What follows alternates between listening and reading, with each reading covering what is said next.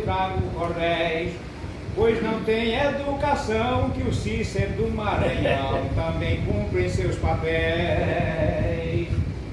Princesa está passeando encantada de Araçagi, a professora Morgana Ribeiro está aqui, e depois a nossa Aurita do sertão do Cariri.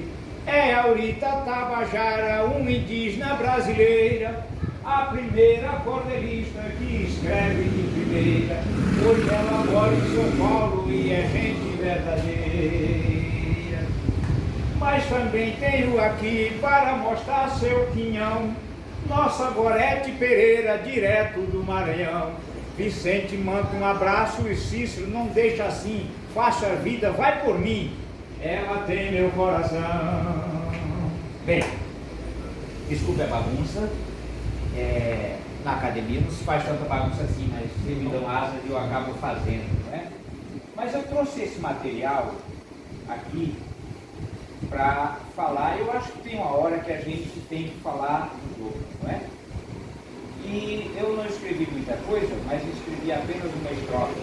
Diz o seguinte: pelos 35 anos da lei, já são 35 anos que a história vivencia, avançada em profecia, segue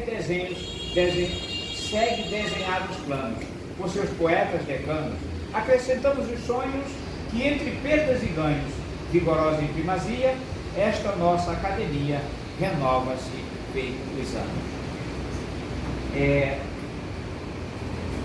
Dito isso, eu quero celebrar que nós temos aqui, digamos que uma safra. Isso aqui é a colheita dessas intervenções que a nossa academia, seja via o nosso presidente Gonçalo, ou algum poeta acadêmico, ou algum amigo, ou algum divulgador, independente da posição que ocupa dentro da academia. Mas isso, as ações da academia, direto ou indiretamente, influenciam as pessoas que têm o mínimo de capacidade para escrever ou falar sobre literatura de qualquer. Eu acredito que poucos dos senhores conheçam o trabalho dessa moça indígena. O nome dela é Francisca, ela é cearense, e aí, na arte, Aurita Tabajara. Ela mora em São Paulo, mãe de 4 filhos, sendo 2 meninos, 2 meninas, os 2 meninos padeceram. Esse livro é o primeiro livro dela publicado, Coração na Aldeia Pede Muito, de bastante sucesso, pois ela é uma pessoa bastante pesquisada, e uma das minhas pesquisas constará algumas estrofes desse livro, já com a devida autorização dela, até porque não seria o caso, mas eu fiz questão de conversar com ela e de saber qual a impressão que ela teve, porque tem muita gente pesquisando sobre ela. Porque entre as mulheres indígenas, ela, a princípio, é única. Se alguém souber de uma outra, precisa pouco. Mais uma pesquisadora ali que pode pensar nisso também. Então, nós temos indígena na literatura de cordel, né? Mulher. Eu também não conheço homens que estão escrevendo cordel das nações indígenas, mas as mulheres eu acho que a gente tem que dar um pouco mais de ênfase. Morgana Ribeiro dos Santos é uma professora do Instituto Benjamin Constant, está também conosco, é uma das nossas parceiras, e eu tenho a felicidade de tê-la convidado, e a gente precisa se preocupar com isso, que o nosso acadêmico está falando, porque se a gente, cada acadêmico, não se preocupar com isso, a academia só existe por causa dos acadêmicos. Nosso presidente Gonçalo não fundou, mas Linha Mena não fez tanto total sacrifício para que eles apenas fossem. Fez por nós. Por aqueles que ele não sabe quem são, que quem virá depois, nós não sabemos. Mas virou pessoas, e essas pessoas. Eu queria que você anotasse aí, para dar uma fala, do nosso amigo Geraldo, que é o diretor da Cordelteca Antônio de Araújo Campinense.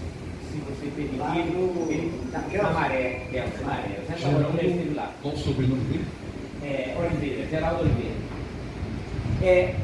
Gorete Pereira esteve recentemente para receber um prêmio aqui pelo conjunto da obra, por um grupo editorial, veio do Maranhão, ficou aqui do dia 1º ao dia 7. Nós estivemos na academia, você não estava lá, lógico, no dia não dava, Maria Mena, nós gravamos com o Marlon, e ela saiu daqui muito feliz. E agora o Vicente Pérez está mandando um recado para ela, por adquirir uma das obras dela, presente do Cícero Maranhão. Dois maranhenses recebendo o presente de uma maranhense. E ela tem um trabalho muito bom, com muita vontade de melhorar também. Eu acho que isso a gente precisa ver na nossa turma que escreve literatura de bem. Princesa Encantada chama-se Severina, mas é conhecida como Silvinha França, na Paraíba. E essa Princesa Encantada de Araçagi, que é Guarabira, né? Já foi distrito de Guarabira, é porque realmente há um sítio arqueológico lá. E ela vem trabalhar nesse sítio arqueológico. E aí eu vou só fazer um lembrete. Ela mostrou essa capa. E era uma princesa loira. E eu falei, por favor, minimamente mude alguma coisa, essa princesa precisa ter alguma coisa do Nordeste. Aí ela mudou o cabelo e um pouquinho o tom da pele. Isso é só para, porque eu acho que a gente também tem essa responsabilidade de observar, né? Olha, imagina uma pessoa lá o tempo todo, 40 graus, por 35 anos, vai ficar com a pele loira? Mesmo que fosse loira, não seria. Então, tem que mudar a alimentação, fica sapecado, exatamente. Esse assunto, isso aqui vem de Sergipe, Isabel Nascimento. Nós temos um ponto de encontro mensal na Biblioteca Parque chamada de Clube da Leitura de Literatura e Conteúdo. Todos os senhores e senhoras estão convidados. Fazemos uma vez por mês.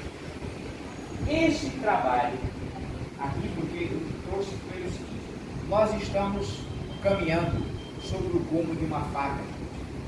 Nós estamos a 1 centímetro entre a lucidez e a loucura.